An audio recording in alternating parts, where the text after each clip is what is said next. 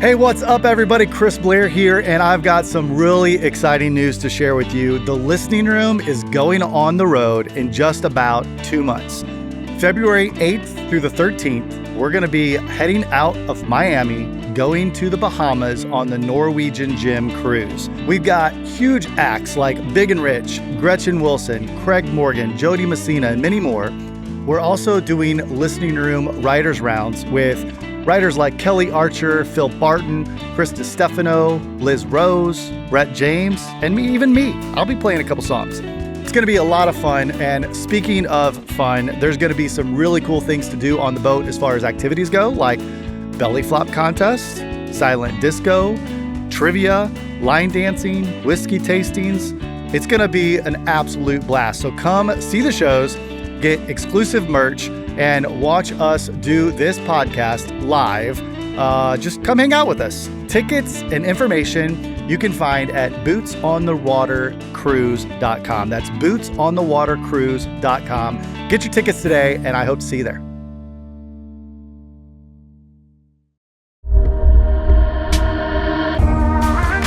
You're listening to Stories Behind the Songs with Chris Blair. For more information, you can find us on Instagram and TikTok at SBT Songs, or check us out at chrisblair.com. What's up, everybody? Chris Blair here, and this is another episode of Stories Behind the Songs. This week, I've got my buddy Styles on the podcast. I think I originally met Styles down in St. Augustine. I've met so many great writers down there at the Songwriters Festival, and he is another great one. We're going to dive into his whole story of how he got to Nashville. I always love hearing how people get here and the struggles they go through to get here. He did that. Through that, met a legend like Dean Dillon. Really cool part of the episode. We're going to talk about how once he started writing, he ended up writing his first #1 song, Country On, that he wrote for Luke Bryan. Then how he kind of built this brand that he's continuing to build, God's Grocery Store, and how that ended up also turning into a song because of his love for hunting and fishing and just everything outdoors. We're also going to talk about how important it is to build your team. We've talked about this on a lot of episodes around the team of songwriters, but he also dives into the importance of a team that you're going to take out on the road with you, like your publisher, your agent, your day-to-day manager, your business manager, your record label, all of those things. It was such a great and fun episode. I love this dude. Let's get to it. Here is Styles.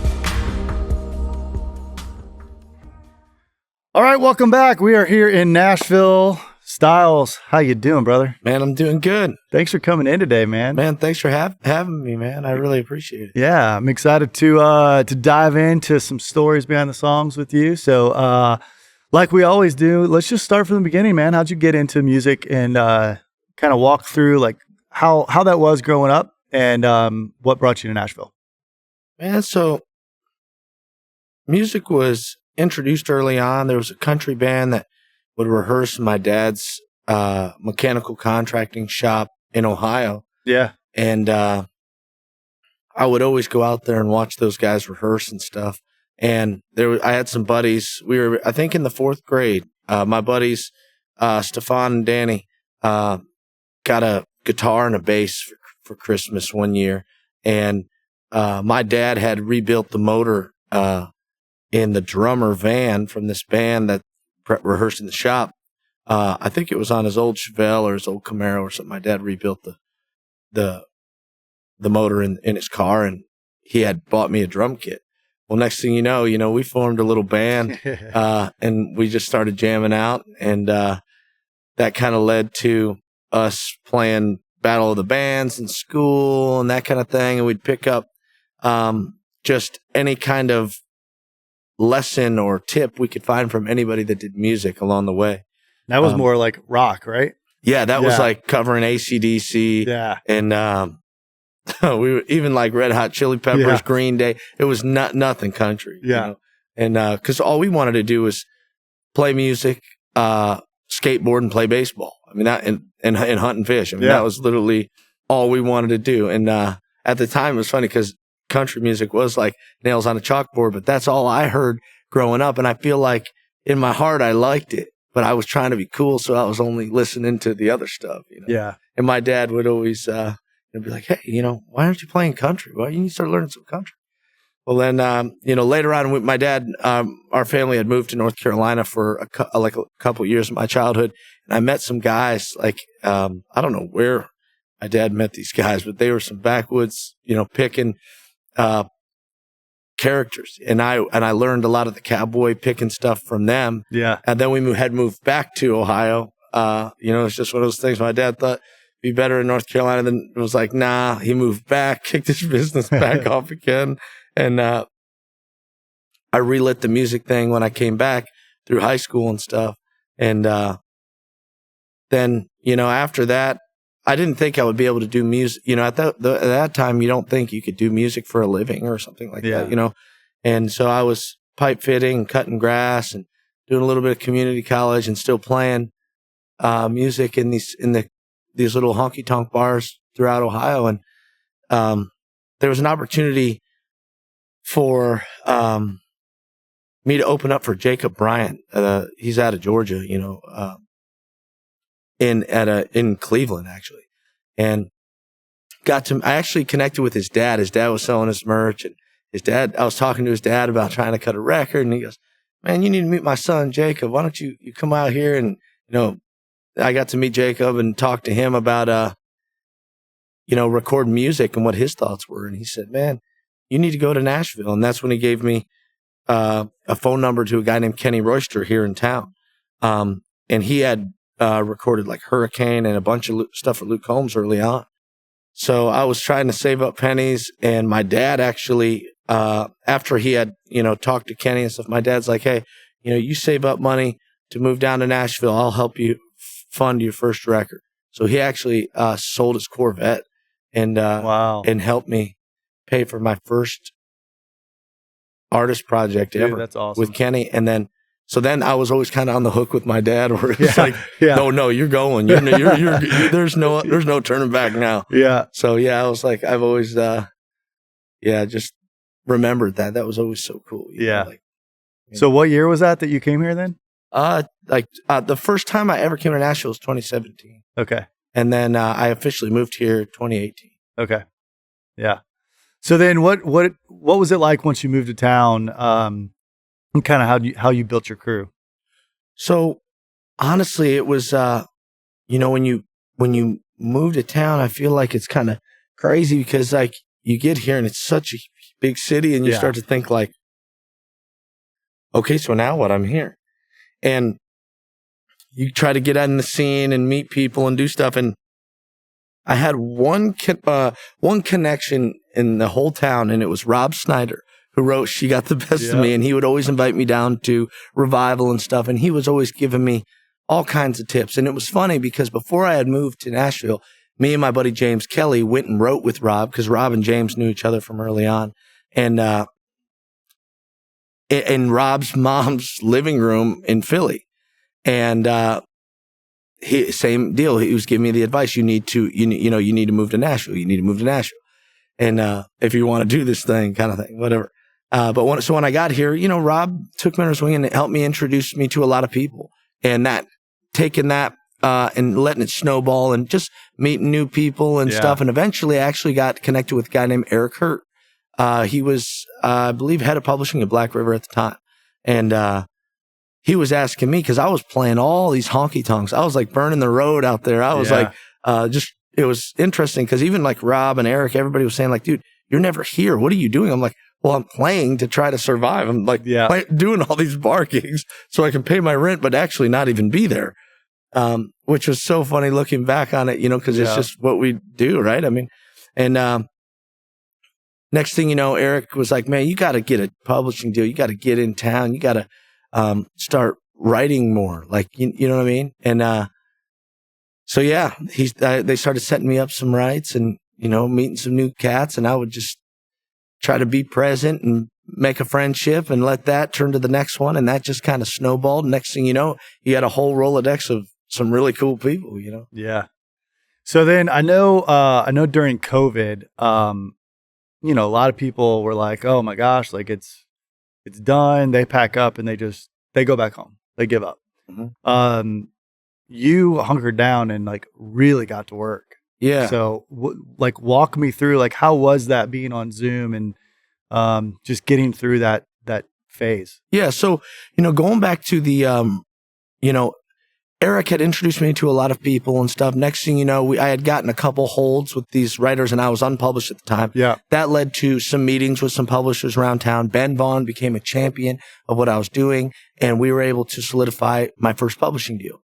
Well, then I got into that. I was, touring a lot. During that COVID thing, I remember the last show I did, I was out with Dwight Yoakam. We played Fire Lake Arena in Oklahoma. I mean, it was awesome. And like, I was like riding this high, and then boom, it just, like everybody, it just shut down. So, and I was very new into my publishing deal. And again, I was bummed because I'm like, man, what's going on? I was just like, this was what I was waiting for, like, this is the thing. Like, I was like ready to buckle down and write and go play shows and like really stoke the fire and get to work. I'm like, now is the time to swing the hammer. Well, kind of my thought process was, okay, well, I'm not going to sit here and, poor me, or, worry about what I can't control. I said, what can I control? Yeah. And we got to work. And through that, like, we shelled out a bunch of songs. So. And one in particular that you wrote during COVID. Let's start to dive into that. Oh yeah. Yeah. So during that, me and some guys, it was so funny because we get between Zoom and these phone calls, we would start, it was so funny. I remember David Frazier saying like we were throwing titles around like Mardi Gras candy, because it was hard to like kind of keep stuff straight, whatever. Well, one night we ended up on the phone. Me and Mitch Oglesby ended up on the phone talking about Country On and this, that, and the third. Next thing you know, he pieced together a right. We do a Zoom thing. Then they actually got together in person, worked on it even more. Then we got back on a Zoom thing with me, Mitch, and David. It was kind of a huge cluster of us, like how it even was wrote. But at the end of the day, it ended up coming out pretty cool. You know what I mean? It was like a cool thing. And at the time, it sat in the in our catalog for a little while. And the next thing you know, David Frazier, a few months prior, had sent it over to Jeff Stevens.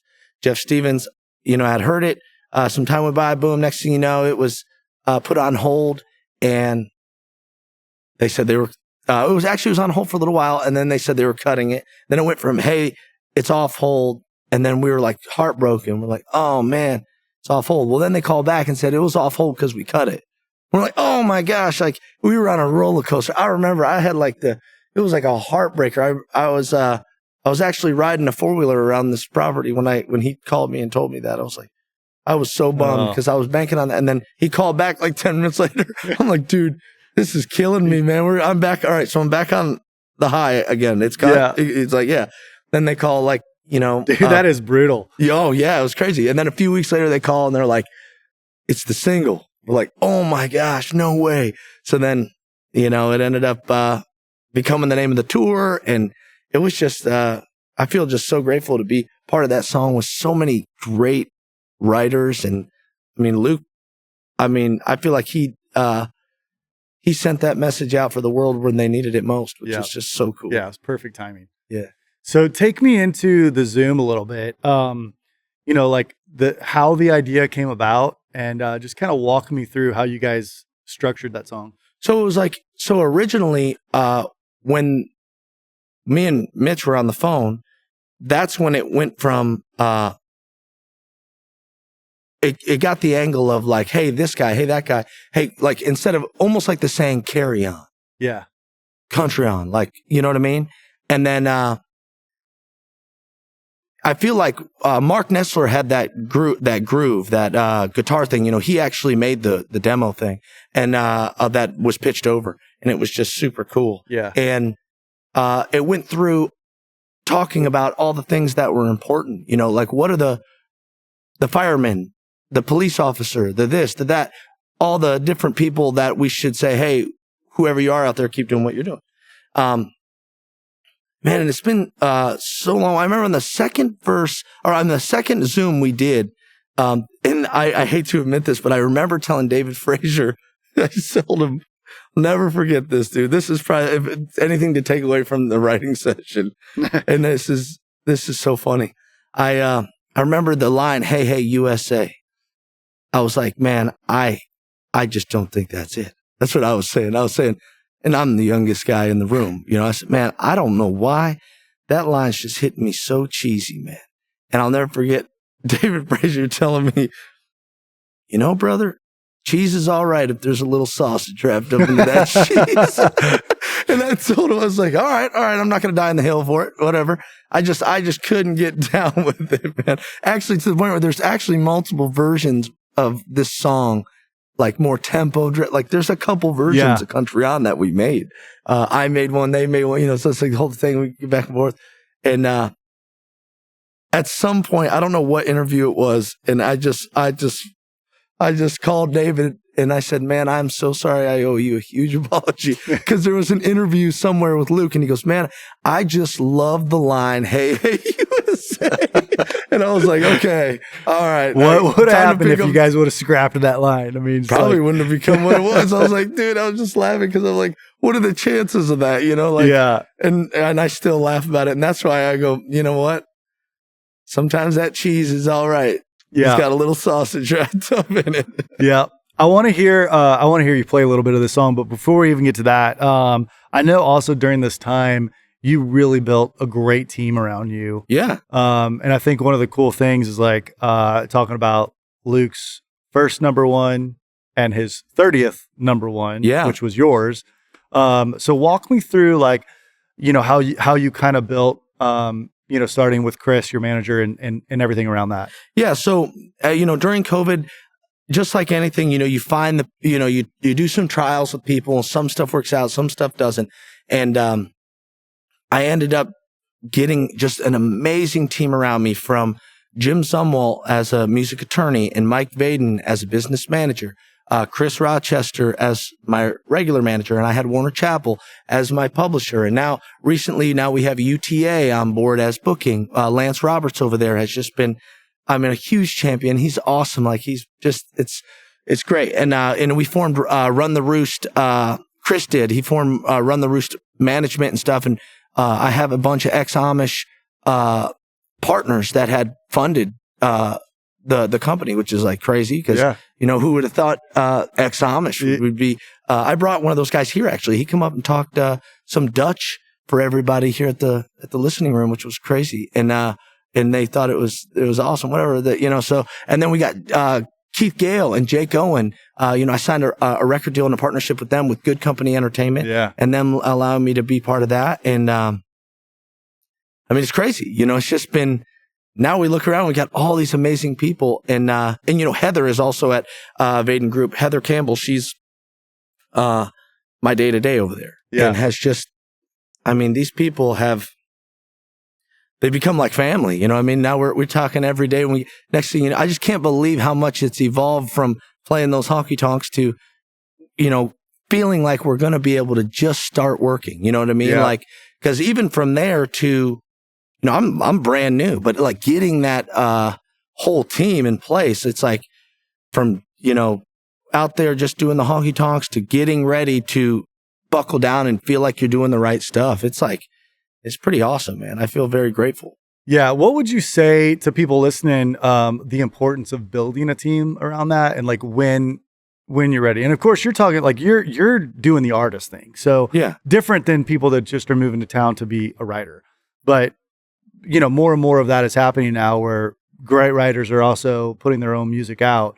So when do you feel like it's that point in someone's career where all of those things are just a must? Well, and you know, it's crazy. It's like, I remember early on Eric Hurt telling me remember it's a marathon. It's not a race. Cause I really did. Like, I thought I needed all that stuff early on and I really didn't need any of it. You know, what I needed then was building a Rolodex of great writers in town. I feel like all of those things play different parts. And they all come at different times. And like going back to like talking about the Luke Bryan number one, with it being his 30th and Rachel and Luke writing his first, who Rachel is Chris's wife. Yeah. And she's one of my best friends. And we've written a lot of great songs together. And I feel like, you know, she has, I don't know I want to say 200 cuts or something like that. Yeah. So one thing I've really tried to do is from all these veteran writers, soak up as much knowledge as I can, from some of my favorites, Rachel, Phil O'Donnell has been a huge mentor for me. Wade Kirby, David Lee Murphy, Casey Beathard. I got to write some songs with Dean Dillon. I got to just to learn as much as I can, build this well of songs. And I feel like that goes in with when you're ready to add the team for the publisher, when you start getting in and you build that Rolodex of writers. And then, you get to a situation where, if you're out touring or you need help with all the DOT regulations or, building LLCs and insurances and paying checks to the band and doing all this stuff where the business management firm will help come in and help early on when you get to that level where you need that. And then, the record label helping with strategy and marketing and helping you figure out what songs you want to cut. And I mean, it's just in content. And it's like, yeah, they all play their little piece. And I feel like when you'll know when you need them, there's no doubt when it gets that busy. If you're not that busy and it's not more than you can handle yourself, then you probably don't need them, you know? This episode is brought to you by Brit Skin Beauty. Located in the beautiful Indulgence Medi Spa in Mount Juliet, Tennessee, Brittany is the go-to esthetician for facials, dermaplaning, microdermabrasion, waxing, lashes, and any skincare products and consultations. So many people in the music industry use her frequently, and her work speaks for itself. To schedule your next consultation or make an appointment, visit britskinbeauty.com or send an email to britskinbeauty@gmail.com.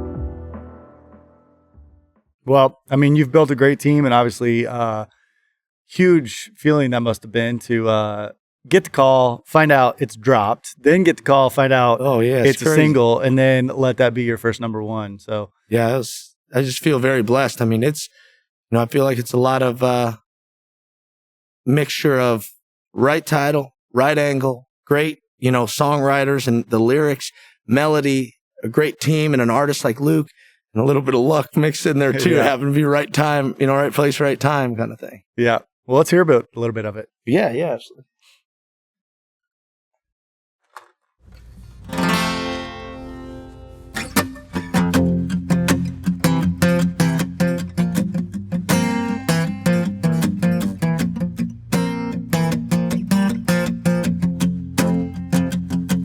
Hey, farm boy, keep dropping that plow, baling that hay, feeding them cows from a rooster crow till another long day is gone. Country on. Hey, big rig, keep clocking them miles, pulling that horn, making us smile, rolling that coal down the road all night long. Country on. Hey, cowboy, keep swinging that rope, eating that dirt, wearing that gold, break a leg rodeo, just don't break no bones. Country on. Hey, barkeep, how about another round? Keep the neon lit in this crazy town, just pour a little more. Country on. Country on.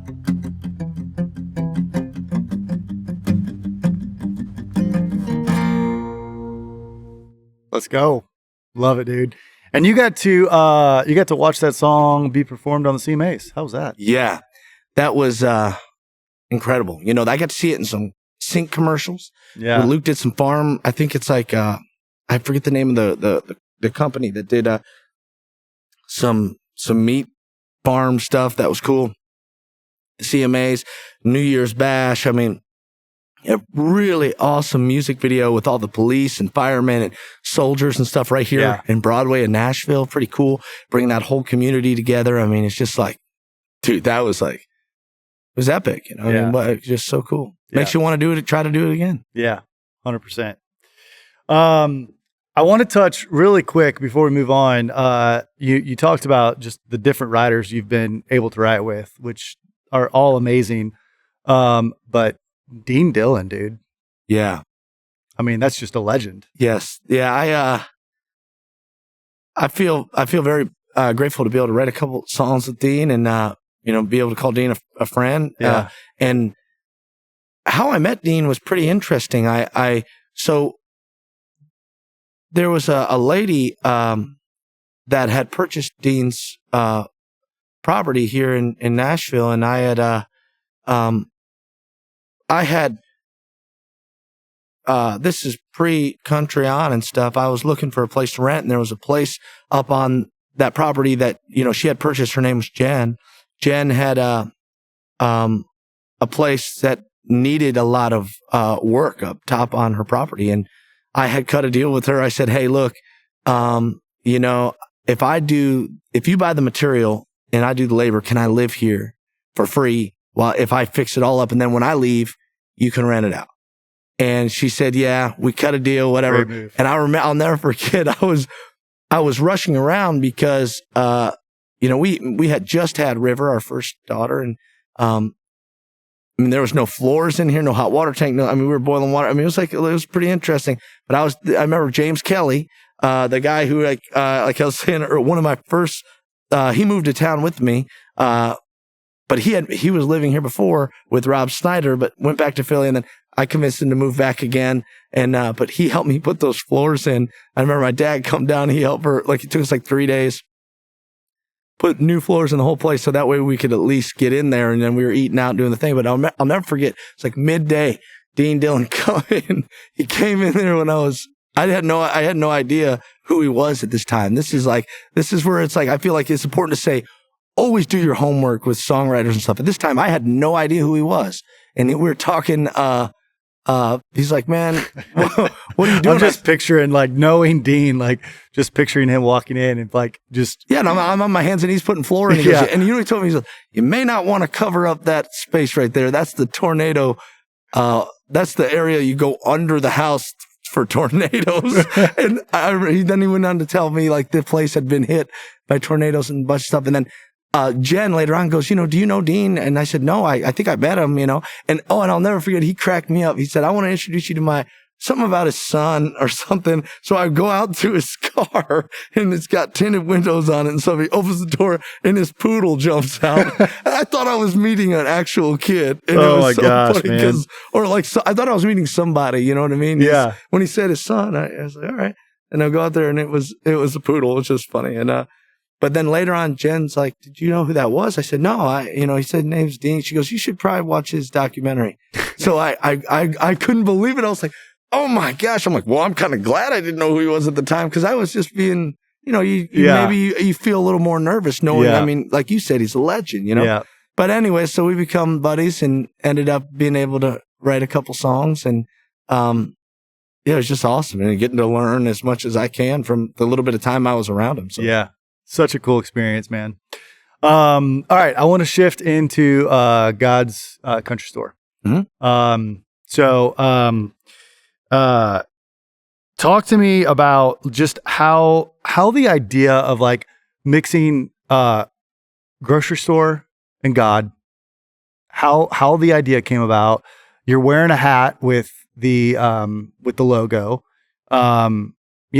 Just walk me through. It's just such a cool brand that you've built around God's Grocery Store. Yeah. So just walk me through all that. Okay. So, God's Grocery Store, I've been hunting and fishing since I've been in diapers, When I was able to walk, my dad had a compound bow in my hand, and it's kind of crazy, I was 7 years old. I had harvested my first buck with a 10-point crossbow. My dad had filmed it back then.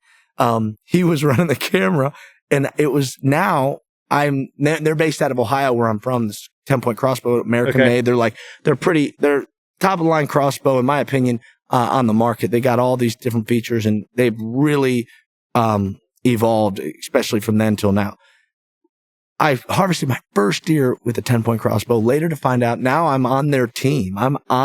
I work with them professionally now and film content hunting. And I harvested the new state record moose in Maine with one of their bows, which is just kind of a crazy story. You see a lot of those things that were saying how it was and how it's going, Yeah. So that was kind of cool. But my whole life I've been programmed into the outdoors. That's all I've known, is bringing stuff field to table. And, that's just what I grew up on. So, when I was doing the music stuff, whenever I got a little break in the schedule or something, I was either had a line in the water or I was sitting in a deer stand or chasing something, you know? And every time I would harvest something, we were shooting these videos and I just kept going, man. Just another day out here in God's grocery store.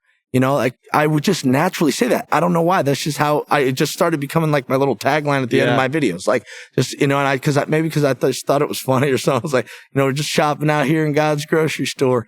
And next thing you know, I kept hearing that all the time. And I was like, wow, that I do kind of I like that. Maybe I'll stick with that.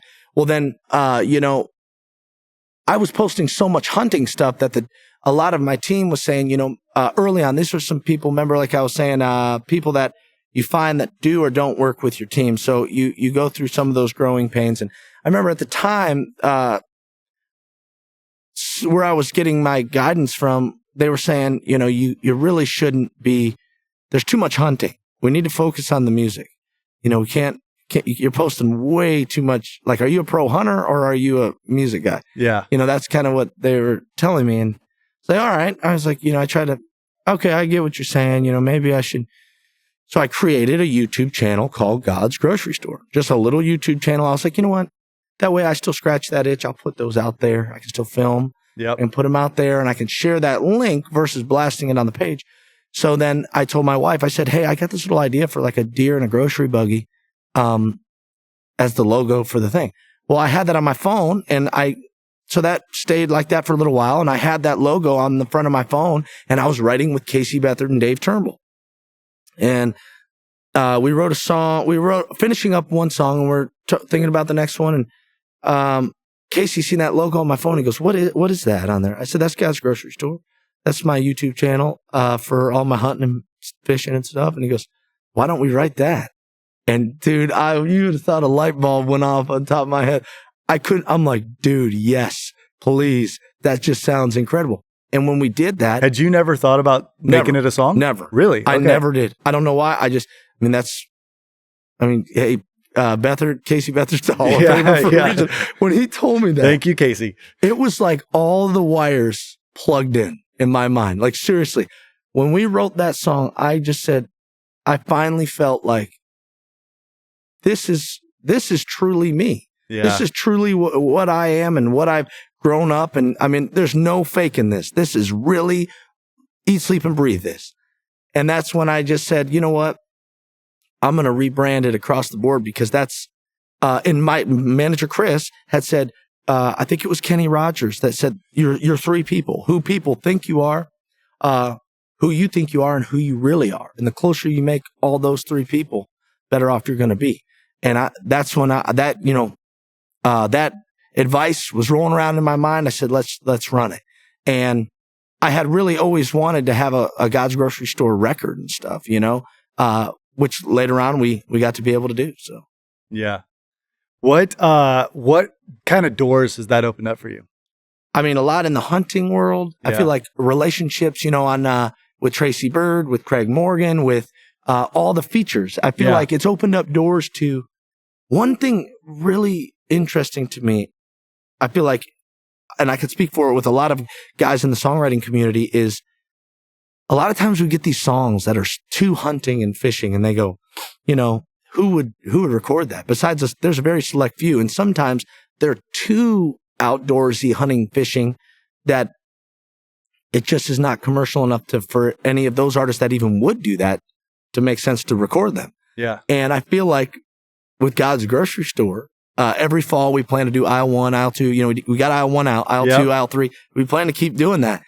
And I feel like now those songs, they got a place. So if you're a songwriter out there listening to this and you got those hunting and fishing songs, send them my way, because I feel like a lot of us have that. We're like, those just sit in the phone. Where do we put those? Yeah. And I think they live in God's Grocery Store. That's where they live. So good, man. Yeah. Such a brilliant concept. And I mean, you're doing a whole tour around it and everything. Yeah. It's just, it's great. Yeah. And I've especially with all the it's been really cool to all the different companies have been able to team up with, playing at different hunting camps and stuff. It's been really cool because, you know, especially at a hunting camp where you get the fire pit, and, you know, it just really, I mean, it just kind of works, you know what I mean? It just seems to work. Yeah. I love it, man.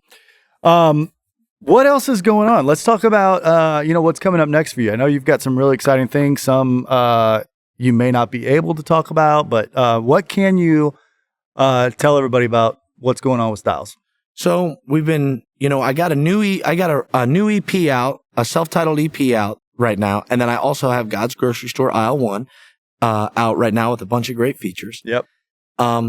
We've been trying to pimp those out as best we can, share the word and stuff. I know my merch site has been up. We've been getting, the deer in the shopping cart. We got some new, I like to call it the Country Boys Nike. We got a bunch of swag out there. Been having a lot of fun creating different products. Like one new thing that's coming is the God's Grocery Store flag. And nice. this fall, I had a couple prototypes made, and every time we would get a big buck down or a moose down or out there in the field, harvesting ducks, we get a group photo with all of us holding up the flag. And that kind of become a little thing, and it was really fun. So excited to share that with people and allow people to get their own God's Grocery Store flag and fly it high when they get a harvest, they get a big buck down. I know they do that a lot with like sailfish. You catch a sailfish, they fly a sailfish flag. Yeah. So I kind of got it from there. I was like, you know what? God's Grocery Store flag would be cool. You get a big buck down, and you hang it high at camp, Did do I remember right? Did you get some kind of state record? The moose.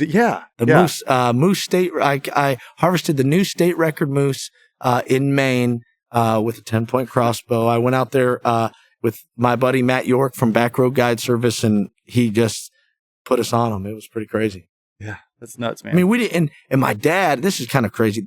My dad had just had his leg amputated about on the knee. Riding dirt bikes and stuff, and then had messed it up, and then also some work complications, like I think a crane broke or something and smashed it. It was pretty bad, but he had just got his leg cut off, and he got his camouflage prosthetic. He went on that moose hunt with me, hiked over 10 miles. Wow. He's like, I'm not missing it. Because we had talked about going on that forever. Yeah. And then so I got to go out there, with my dad, my little brother. I took my wife, kids, everybody went. They stayed at the cabin. Me and my dad went out with our buddies, and who would have thought we would have harvested the state record? I mean, memory of a lifetime, man. You can't replicate it. Yeah. Well, man, I'm so proud of you. You've really just kept your head down and just worked your butt off, man. And you deserve it. You got so much talent, and I just know some good things are coming. So, thank you, dude. I really appreciate it. And again, it's not just me. It's it's the town. It's the listening room. It's the listening. I was telling Zach this a lot. Was I've played listening room a bunch of times, and that in-town show that helps me a lot. That's put a lot of diapers on my kids and stuff, man. Like, I feel so grateful for the town, the community, all of the companies that I am just so pumped up to be working with, and just being surrounded by great people. It's like I just feel excited to see what's on the horizon for all of us to see what we can get done together. So yeah, 2025, bro. I know. We're gonna swing the bat. That's right. Okay, last question. I always end with this. If you can go back to 8-year-old Styles, everything you've been through and learned, what advice do you give yourself today? The advice I would give myself today is would be it's not all about worrying so much about harvesting a big buck down when you're out there with dad sitting in the deer stand or the blind, and soak up all those memories with him when you can, because he gets old and he doesn't, next thing you know, you're hunting alone, and you don't get to go out there with him as much as you used to. So yeah, so good, man. I'm sure there's a totally different perspective of that once you start having kids. So it is. And I know for me, it changed. I mean, it changed my life. It is. Me too. It is me and my wife were about to welcome our third rascal. Any day now, right? Any day. Yeah. I mean, it could happen right now, and I have to get up and leave. Actually, that makes me want to check my phone real quick just to make sure I don't have any missed calls from her. then I will be in the doghouse forever. Yeah. No, we're good. Yeah, man, having the little rascals and teaching them about God's grocery store and it's been awesome. I try to post a lot of that stuff on my social media too, and I have 2 daughters, and our first little boy got River Stetson, and Ridge is about to make his appearance. And it's funny, I posted on my Instagram, but my little girls helped me. They helped me skin my Ohio buck down, and now that's all they talk about. They're in their mossy oak camo suits. They're hilarious, man. They are. Yeah. There were some deer in the back of our yard just a few weeks ago, and my son Jackson was out there, and he came running in. He's like, "Daddy, get your gun." And I was like, "Why?" He's like, "'Cause we gotta go shoot this deer, and we gotta go pull it up and hang it from a tree, and then we're gonna pull the guts out of it, and we're gonna eat all the meat." And like he just starts going through and I'm like, you're like 5 years old. Remember all of that? Yes. Yeah, they'll sit there and tell you all in chronological order exactly what's going on, step by step. Of like, you were listening to all that and watching all that. Oh, yeah. They're like little copy machines, man. It's hilarious. So, well, dude, man, thanks so much for just sharing a little piece of your story, and we'll make sure that we put in the liner notes, like for everybody to follow you and your YouTube channel, and we just wish you the best, brother, dude. Thank you. Thanks for having me on. I mean, it's awesome. Yeah, man. Thank you, everybody, for listening. This has been another episode of Stories Behind the Songs. I'm Chris Blair. You've been listening to Styles, and we will see you next time.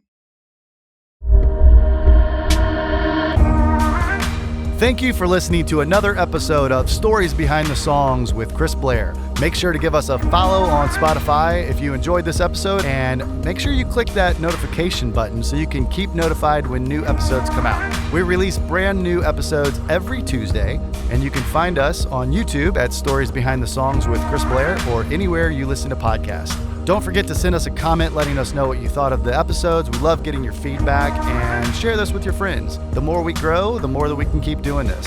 It's our mission to bring you all of these great stories behind the songs from some of Nashville's most iconic artists and songwriters, publishers, producers, everyone in between, and a lot of my great friends. We love what we do, and we love sharing their stories with you. We appreciate all of the continued support.